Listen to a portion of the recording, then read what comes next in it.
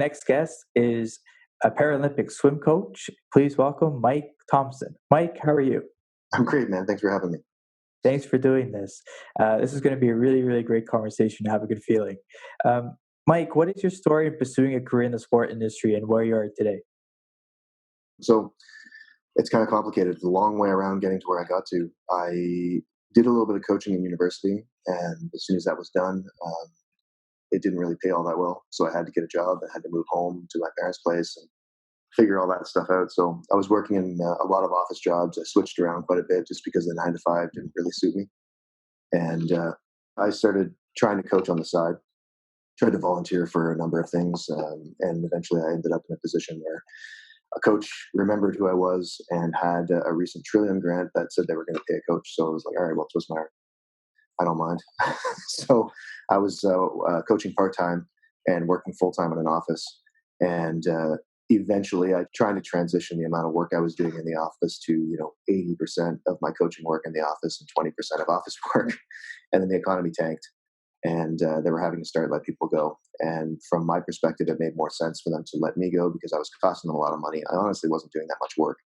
And it would allow me to kind of strong arm the club I was working for at the time to start, I might not be able to keep these hours because if I had to get a job, downtown Toronto or something, I may not be able to get back in time to keep these hours. So the options are allow me to find another job or hire me full time.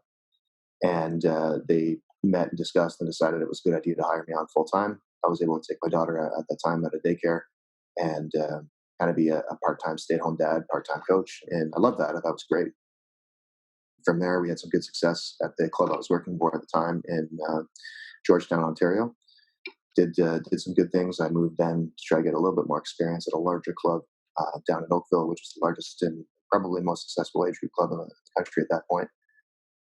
And then I had the opportunity to move back to Kitchener-Waterloo, which is my hometown, coach the club that I grew up with and coach the university team that I went to. And I thought that was a great opportunity. Did that. And then this job opened up in Montreal. I'm the head coach of the National Training Center here. That job came up and presented itself, and I jumped on that because it was a great opportunity. I really just wanted to get into high performance without any kind of excuses for it. You know what I mean? Like the club environment allows itself to get in the way of there's a business, there's some fundraising to do, there's parents that are a volunteer board that a lot of times have their own agendas and they're in for their kids' best interest. And there's a lot of distraction in that environment. Really hard to do a high performance environment when you're trying to bulk up the numbers of a club. Whereas here, the first year I was here, I worked with 3 athletes, got them ready for the Paralympic Games. All 3 made it, and then we had some other people to add after that, and we were able to just kind of constantly build this thing in Montreal really, really well, I thought. So that's how I got here. It's kind of an unconventional way to get through the sport. It wasn't my intention to get here. It was kind of a happy accident where I ended up coaching part-time, and then everything kind of built and opportunities presented themselves. That's awesome. Mike, how does Paralympic swimming work and how does the Paralympics work? That's a big question, but I think I can probably narrow that down in a quick half an hour answer. Paralympic swimming works in a way that they divide up the sport on different impairments. So physical impairments are classed from basically S1 to S10, S10 being the minimal physical impairment and S1 being the maximal physical impairment. So if you can imagine this, S10s are often missing a hand, club foot, something like that, and S1s would be pretty well as impaired as you could be physically and still be safe in the sport. Then there's visual impairments on top of that, which would be S11, S12, and S13s. S11s being no vision at all, S13 being impaired vision, and 12 being somewhere in between there. And then intellectual impairments are S14, which is I think low IQ and brain injury, but not necessarily autism. There's a spectrum there that has to be fit. They do a computer test to verify where they need to be. So there's 3 different categories, I suppose, but they're all different classifications. The way that it works inside Canada, whenever we do a Canada and U.S. national, because the numbers are fairly low. If you were to do a Canadian nationals only, there would only be 70 to 100 people. For a competition, that's not a lot, and it wouldn't last very long, and there would be very little time between events. So we invite the United States in for that, which kind of fills up the numbers, makes the event a little bit more viable. Typically, what they'll do is they'll use a point system to calculate kind of percentage of world record or percentage of best time. And they calculate it on the point system of 1 to usually about 1 to 1,000. And then they work out who scores the highest comparatively to their time, and that's how they work those out. International events typically will go with like World Championships to the Paralympics will run with best performances between each classification. So, an S750 freestyle, which I use because it doesn't exist, will run on actual like time. So it'll be S7s competing against each other for the best possible time. And S7s could be a difference in, we could be talking about short of stature, we could be talking about cerebral palsy, but they all have the same sort of impairment inside the water. So the judgment is made basically on how their impairment impairs how they move through the water and what kind of force they're able to create, what kind of drag it creates. So that's how they can compare someone of short stature to someone with CP, because they generate basically the same sort of force, the same sort of drag. Paralympics in general is actually very interesting. The way they do it in classical, or they work out how many slots each country has.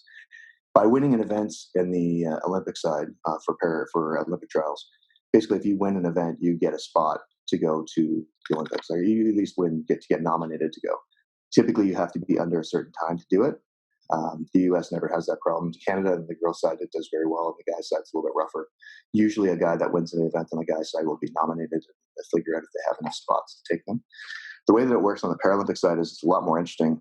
They take the performances for an entire year previous to the Paralympic Games, and they'll sort out based on classification, or based on how many people score basically in the top 12.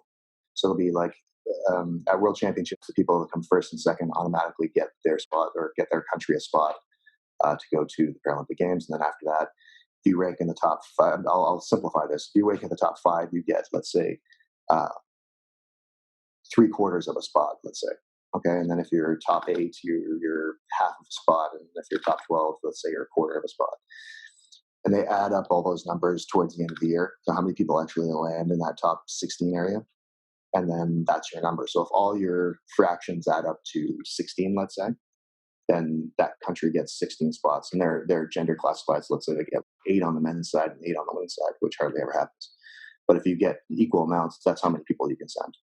And then through our trials selections, work out to who has the best performance across the board, better than anybody else. So let's say if we have people that at that trials have a time that would be 3rd in the world, then they obviously outscore someone who had a time that was 16th in the world. And we take the top possible performances and build the team based on how many spots we have. So Canada this year would have had 18 spots. I believe there are 13 women, 6 men. And we would have worked it out. We would have kept filling that criteria until we had 13 women and 6 men. So it's a really interesting concept, and it takes a lot of attention throughout the year. We're lucky. I have a coach that works with me that is very, very good at pulling those slots and pulling selections and figuring out where exactly Canada's going to stand, where we are, what we need, how many people we need to swim faster, how fast someone's going to need to swim in the summertime in order to get these spots. So Canada does it very well, and it's a very, very interesting process. Great. Mike, what are your daily tasks and responsibilities running a national training center in Montreal that focuses on Paralympic swimming? I wouldn't really say there's a typical day. That's the crazy part, especially now with COVID. I mean, I can tell you what I'm doing now. That's not overly exciting. We do a lot of meetings and a lot of phone calls. Currently, what we've been trying to do is we've been trying to rework our groups. We're trying to engage the group because they're not together anymore. They're kind of spread out across the country. And we're trying to engage them and just making sure they're still interested and still focused on what they need to do when they come back.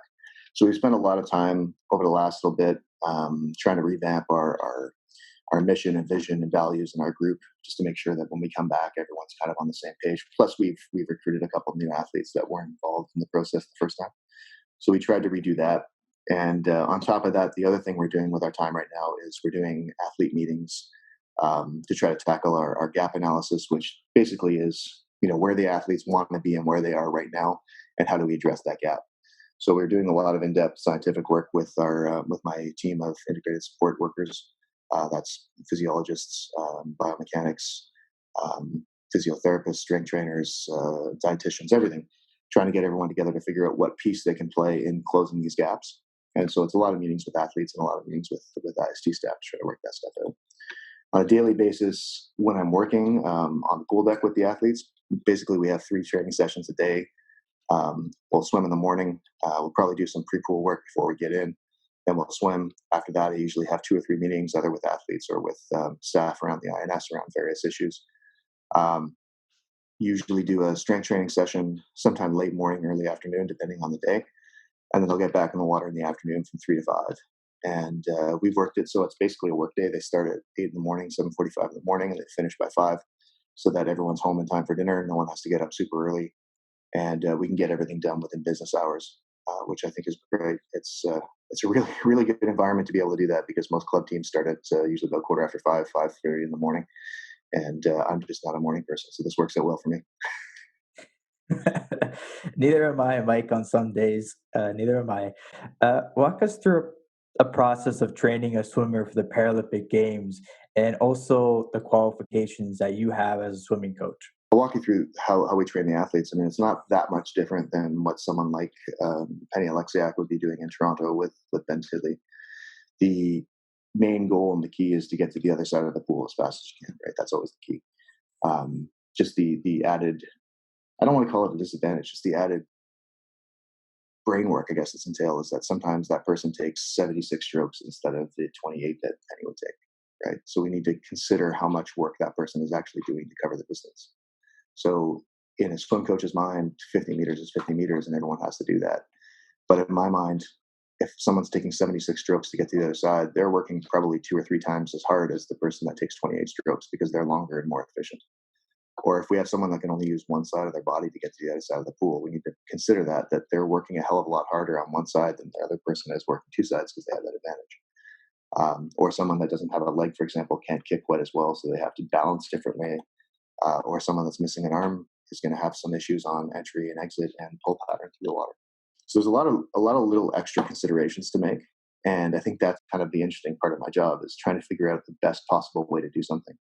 And in a lot of cases, there's no best practice for it, because there hasn't been a lot of history in paraswimming of writing things down or really talking about it. It's just, well, I did it and that's what it did.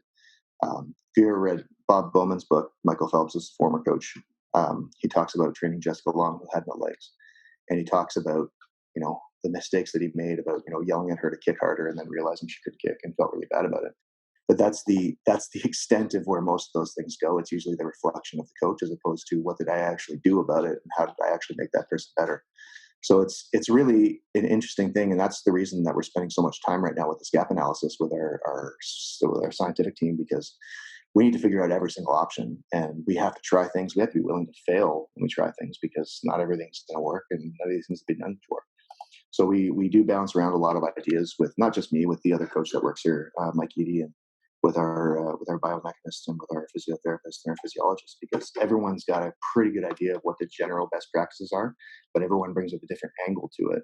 So we can usually look and see what needs to change and what needs to be better. For the most part, our guys here have broken world records, Canadian records. We have a lot of medalists. We have a lot of people, Paralympic medalists, and people who have done remarkable things in the world. But it hasn't been because we're doing the same thing as everybody else.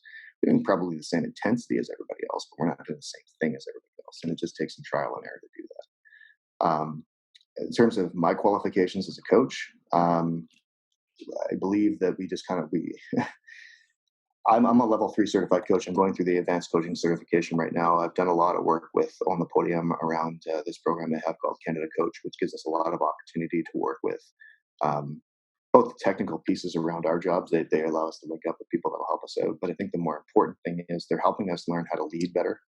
And I think that's where most of my time has gone over the last little bit.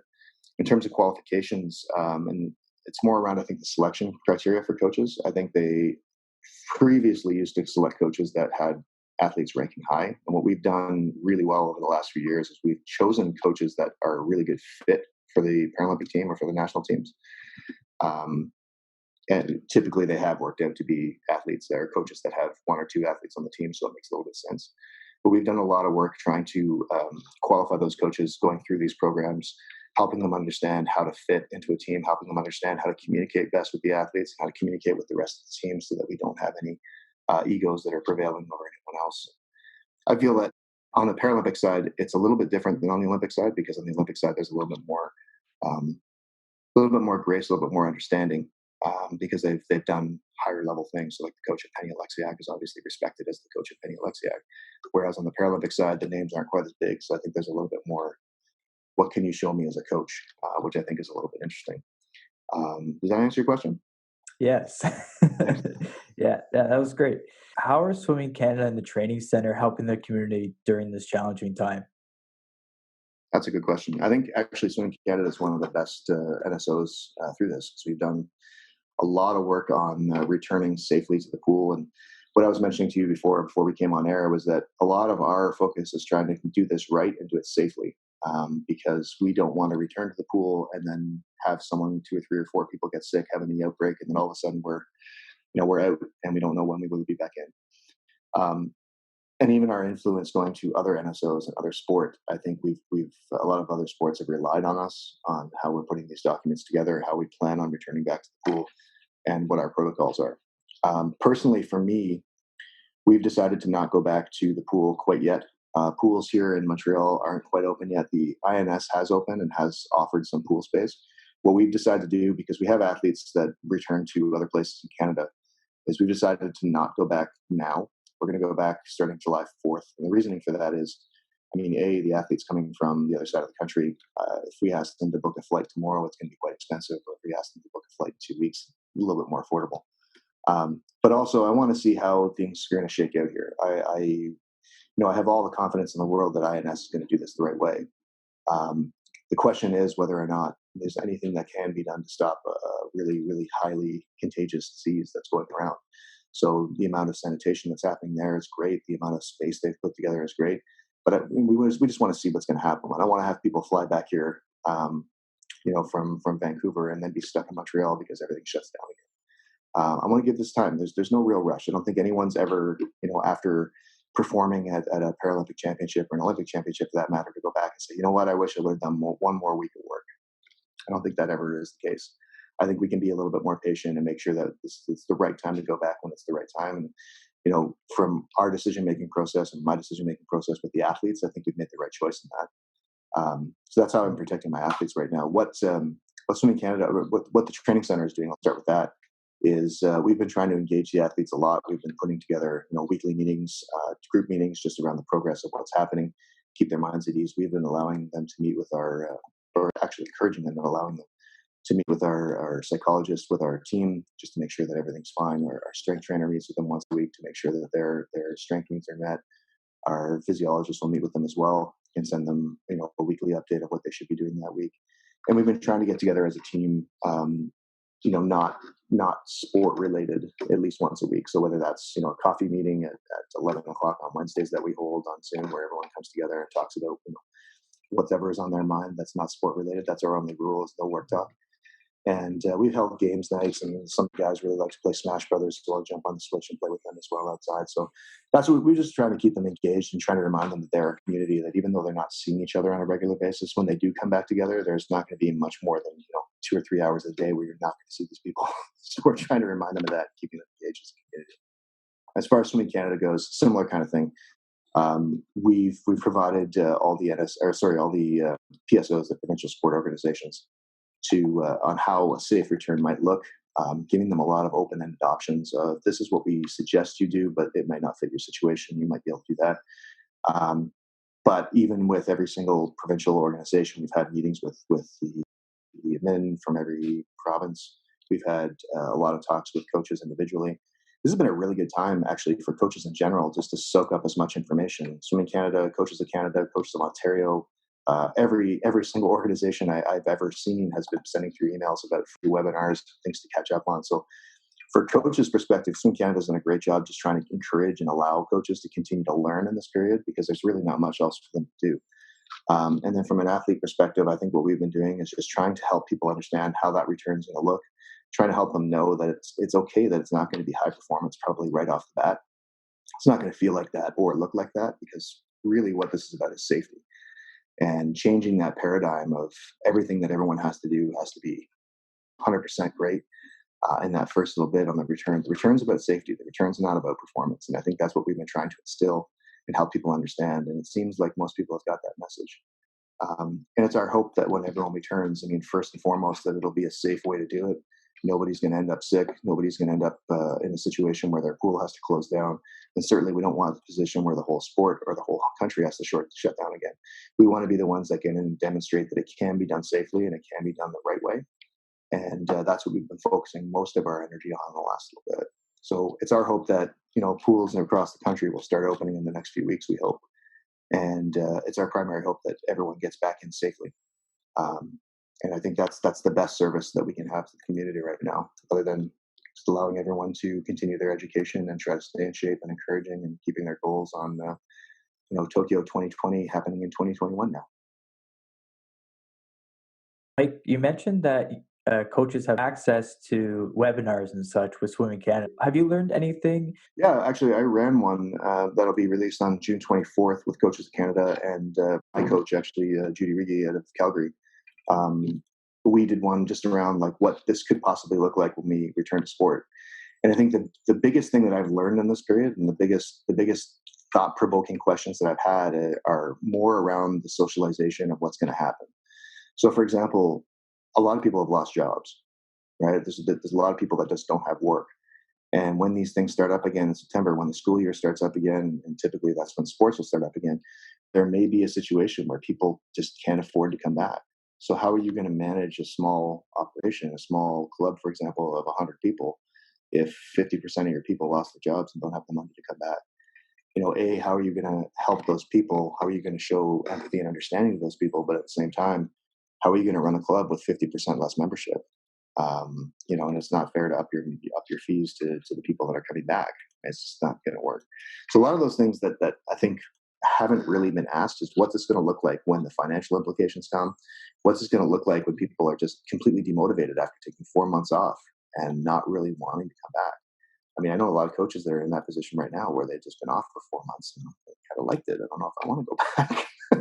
Or coaches that are entering retirement age and really considering whether or not they want to do that. And even athletes, for example, right? Athletes, the OUA has canceled sports up until December 31st.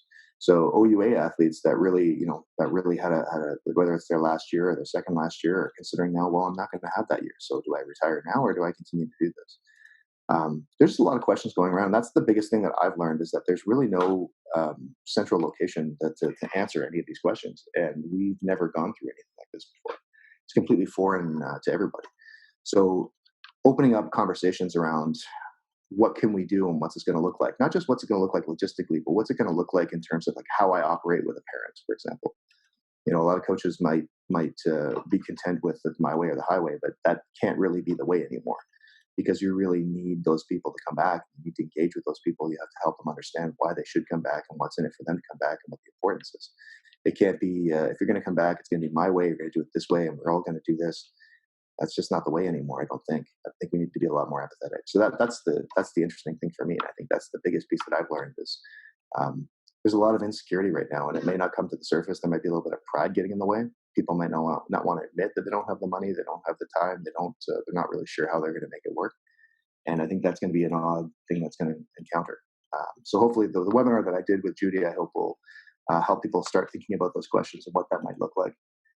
And a lot of the other webinars that I've done have been around return to work or trying to get outside of swimming. I watched some really good things about mountain climbers. A webinar about a mountain climber and how he prepares to climb Everest, to one of the first people up there commercially, and just trying to learn something outside of my sport. My sport's very specific, and I like to learn other things, and then trying to figure out, it's kind of a cool idea. How can I bring that in? Whether it's literally bringing it in or using it as a figurative image that I can talk to my athletes about for inspiration. Because that's another piece. Inspiration is going to be a really hard part this year. I have to get people re-inspired to redo all the work they did this last year because everything ended on March 1st, and everyone worked really, really hard to get up to March 13th, and they worked really hard to get there. But now all that's gone, and it's going to hurt like hell to get back up to that point. And I think we just need to work on inspiring those athletes. Council last year, and even with this podcast, I looked to other organizations that are doing the same thing to see what they have done so I can improve. And then it's kind of, you go back and forth, and what works, what doesn't. And I'm assuming that's what a lot of coaches are doing right now as well. Yeah, I think the coaches, in large part, I think they're very creative people, and they want to get back to doing something and trying something. It would be, a lot of people have been using this time to learn a new skill. But it would, and it's the same as what you've done, I think. But it would be the same as if you learned how to do video stuff and editing and doing these interviews, but then not being able to put them anywhere. I think the important thing for coaches is like they got to learn stuff, but they also got to learn how that applies to them.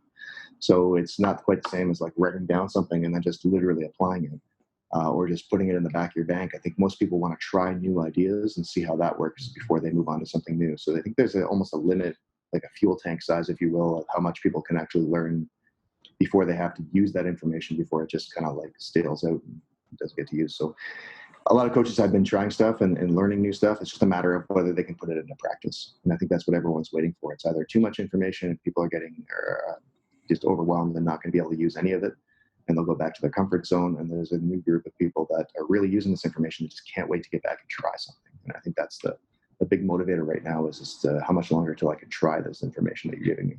Think, Mike, that coaches' philosophies have changed because they've had more time to prepare or learn new things to implement into their coaching style? That's a really tough question. I don't know if I can answer that for most of their coaches. I think um, it's really hard for a lot of coaches to really see clearly right now because I think they're conditioned. Most coaches, including myself, I think are conditioned to just get results, right? That's kind of your job. Your job is to get results. Whereas now, the important thing and the message that we're getting, I think, is safety. And everyone, I don't think anyone can disagree that safety is important. But I think it's that primitive nature, that reptilian brain almost that kicks in and be like, well, yeah, but how long until we can race? And if we, I got to be faster than this person, and I got to be this strong, and I got to be this fit.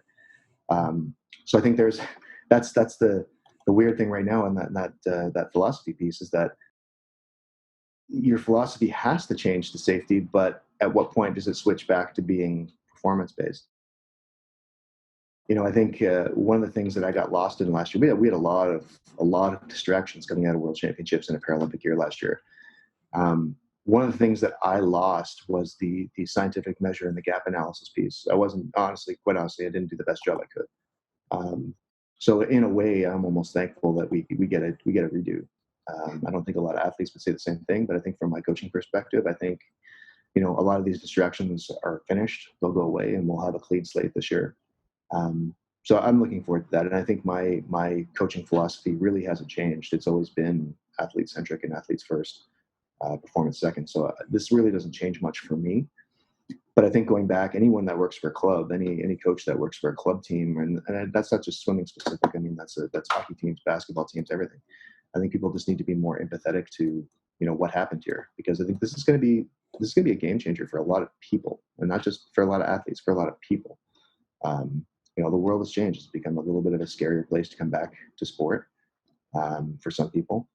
And I think that, as I mentioned before, a lot of clubs are going to have to get out of that, money making mindset of, or that me first mindset of it's my way or the highway. Because, obviously money is going to be a lot thinner for a lot of people that didn't have quite the job. So fundraising is going to be difficult. And having people pay a lot of money to keep the club above water is going to be difficult. So I think that's a mindset shift. Um, and I think it's going to work its way into philosophy as well.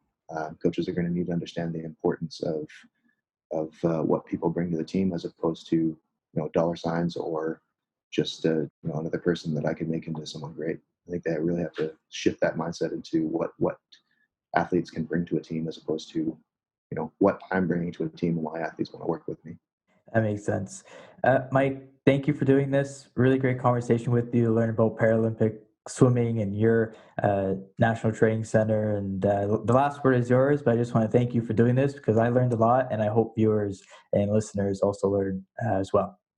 Yeah, thanks. If I can just say anything to anyone, it's check out Paralympic sport. I mean, whether it's bocce or archery or swimming or running, maybe anything, but these sports are amazing. And I remember back in 2016, it was my first Paralympics, and watching, a one-armed guy from China swim 400 freestyle faster than a lot of the people in our country could swim it with two arms. And so there are a lot of things that you're just not exposed to that you don't realize are amazing to watch, like an archer doing everything with his feet and still hitting a bang on target, or someone with prosthetic legs running pretty damn quick and how fast they can make them. It's really neat, and the competitiveness doesn't change. It's just the aesthetic around the competitiveness that's different, and it's really interesting. Goalball is a good example of that, a sport that only exists in the Paralympics. A lot of people don't even know exists. So I would really encourage everyone to check out Paralympic sport. It's really interesting.